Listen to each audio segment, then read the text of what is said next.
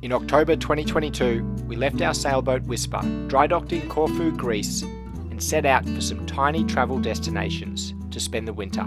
The first stop is the small village of Lodomarcos on Mexico's Pacific coast. We are leaving Greece right now. We're in the airport. We've been traveling since noon today. We still have another hour and a half flight, then a 14-hour flight, and then another hour and a half flight, plus an hour and a half car ride. So it's going to be a long day.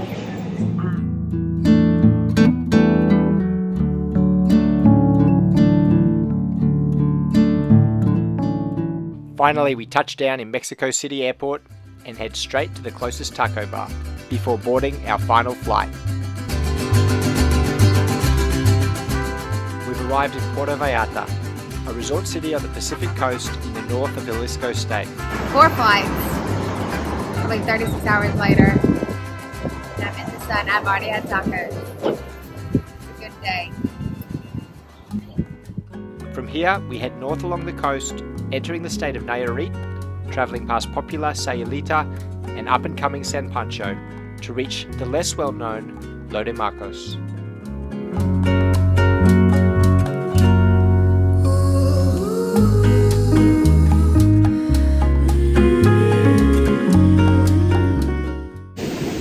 One of the best things about visiting Lodomarco is that it's still a very authentic Mexican town. You don't find a whole lot of gringos around, locals hanging around, little taco shops on the corner. So it makes it feel as though you're really truly visiting Mexico, and as opposed to going to one of the other nearby towns in the Riviera Nayarit that are a little bit more developed and more westernized. So if you're looking for something authentic, then Lodomarco is the way to go.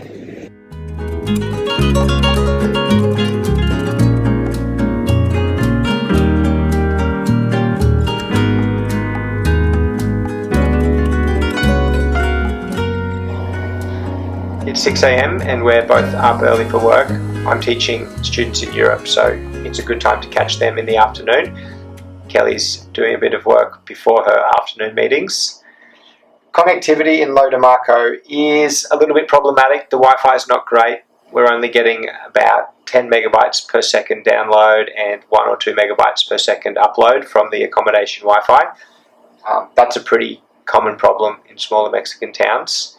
The upside is that the mobile network has been improved a lot here over the last few years. So at the moment, the national provider Telcel has speeds of 80 megabytes per second download and maybe 20 megabytes per second upload, which is good enough for us to do video conferencing.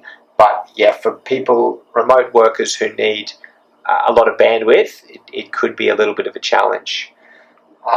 And using the mobile is obviously a little bit expensive. So Lodomarco has a couple of cafes, so we're going to go check them out and see which one has the best internet for digital nomads. It's locked. There are 3 sit-down cafes in town. El Cafe in particular is quiet and good to hunker down for a couple of hours of light work. However, the Wi-Fi was a bit patchy. Lodomarcos doesn't have anywhere near the popularity of Sayulita and other remote working hubs, so cafes aren't yet at the point of having problems with remote workers camping out at their tables. We're here mid-October, which I think is just before the season really starts. Some of the bars are still opening up, and there's no one here. So there's nobody on the beach. We've got the whole place to ourselves, which is great if you enjoy your own company. But if you're coming here hoping to make friends, it could be a little quiet.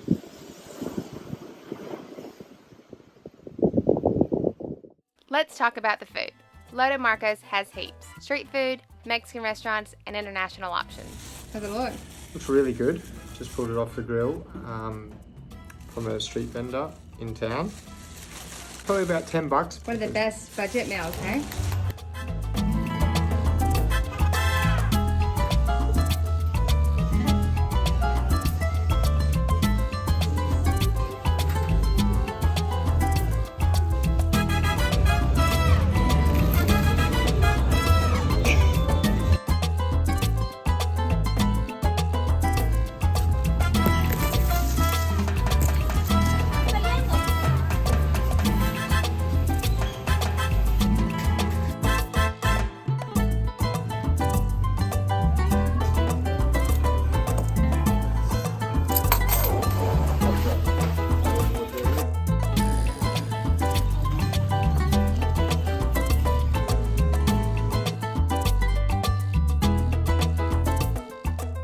Lo de Marcos doesn't have a crazy nightlife, but there are a couple of fun bars, including La Tomatina, Apapacho, American-style bar Endless Summer, a wine bar El Vinatero, a beer garden El Jardín, and even a new craft beer bar, La Pinta. So we came to Mexico to get a little bit of sun and lay on the beach, but the weather has been pretty ordinary all week. It's been raining and it's been really grey, and this is why there's a hurricane heading for us. It's Friday morning now, and about Saturday night this hurricane's supposed to hit the coast, so that will be pretty interesting to see what happens. Or scary. Or scary. Very scary. Hopefully it misses us. How strong are the winds going to be? They're predicting 70 kilometres, 80 kilometres an hour. Constant. Gusts of up to 150. Could be my first hurricane. Worst case scenario, we get drunk. Worst case scenario, it takes out the little town where we're getting married in 2 weeks.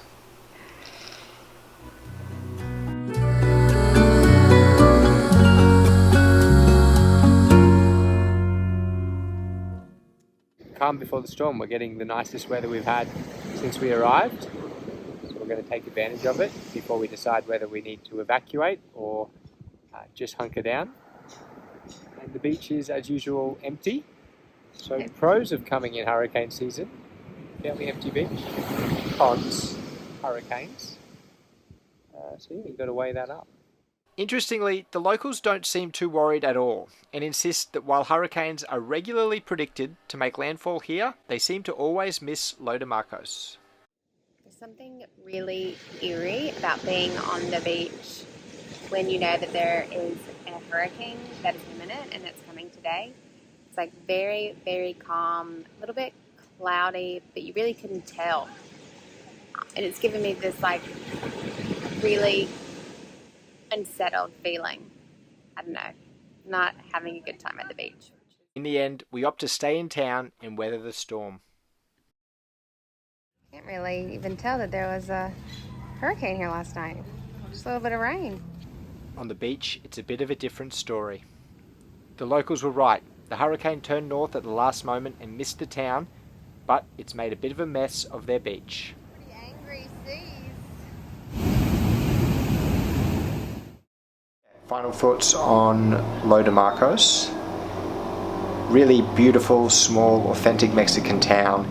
It doesn't have super fast, super reliable Wi-Fi, but it is authentic and real, and if you can get by with limited bandwidth, then it's a really nice place to come and work for a while.